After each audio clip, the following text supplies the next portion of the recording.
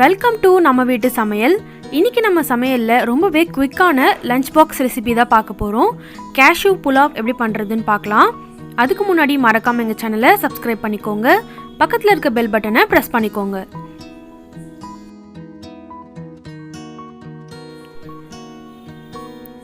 ஒரு பேனில் 2 டீஸ்பூன் அளவுக்கு நெய் சேர்த்துடலாம்.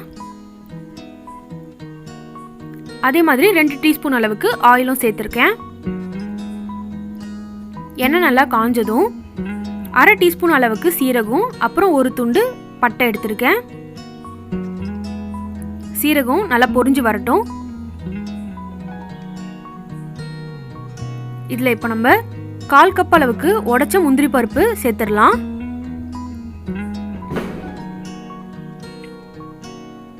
முந்திரி பருப்பையும் வறுத்தாதான் நல்லா டேஸ்ட்டாக இருக்கும். கொஞ்சம் நல்லா லைட் ப்ரௌன் கலர் வர வரைக்கும் நல்லா வறுத்து எடுத்துக்கோங்க. இப்போ இது கூடவே 2 வெங்காயத்தை சின்ன சின்ன நறுக்கியிருக்கேன், அதை சேர்த்துடலாம். மீடியம் சைஸில் வெங்காயம் தான் எடுத்திருக்கேன். இதுவும் நல்லா கோல்டன் ப்ரௌன் கலர் வர வரைக்கும் நல்லா மிக்ஸ் பண்ணி விட்டுக்கோங்க.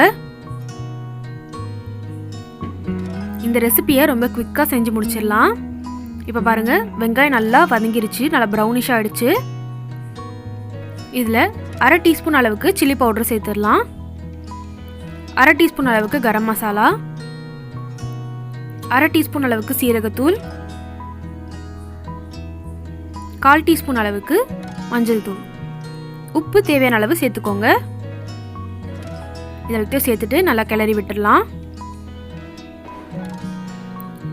நம்ம சேர்த்த மசாலாவோட பச்சை வாசனை போகணும், அதனால் 2-3 நிமிஷம் நல்லா வதக்கிடுங்க. 1 கப் அளவுக்கு பாஸ்மதி ரைஸு பாயில் பண்ணி எடுத்து வச்சுருக்கேன். இப்போ அதை சேர்த்துடலாம்.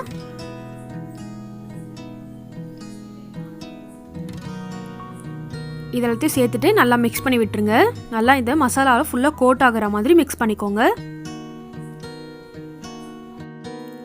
மார்னிங் லஞ்ச் பாக்ஸ் ரெசிப்பியில் இந்த ரெசிபியை நீங்கள் குவிக்காகவே செஞ்சு கொடுக்கலாம். ஒரே மாதிரி சாப்பாடு சாப்பிட்டு எல்லோரும் போர் அடிச்சிருப்பாங்க. உங்களுக்கும் இது ஈஸியாக இருக்கும், குழந்தைங்களுக்கும் ரொம்ப விரும்பியே சாப்பிட்ற மாதிரியான ரெசிபி தான் இது. இப்போ இதில் லாஸ்ட்டில் 1 டீஸ்பூன் அளவுக்கு நெய் சேர்க்குறேன். கொஞ்சமாக கொத்தமல்லி தூவிடலாம். ரொம்பவே அருமையாக கேஷ்யூ புலாவ் ரெடி ஆயிடுச்சு. இதில் நம்ம அவ்வளோ முந்திரி பருப்பு கூட சேர்க்கலை, மீடியமான அளவில் தான் சேர்த்துருக்கோம். இந்த ரெசிபியை கண்டிப்பாக நீங்கள் உங்கள் வீட்டில் செஞ்சு பாருங்கள். இந்த மாதிரி இன்னும் நிறைய லஞ்ச் பாக்ஸ் ரெசிபிஸ் வேணும்னா கமெண்ட் பாக்ஸில் சொல்லுங்கள். கண்டிப்பாக நான் இன்னும் நிறைய லஞ்ச் பாக்ஸ் ரெசிபியை அப்லோட் பண்ணுறேன். மறக்காமல் எங்கள் சேனலுக்கு சப்ஸ்கிரைப் பண்ணிக்கோங்க. பக்கத்தில் இருக்க பெல் பட்டனை ப்ரெஸ் பண்ணிக்கோங்க.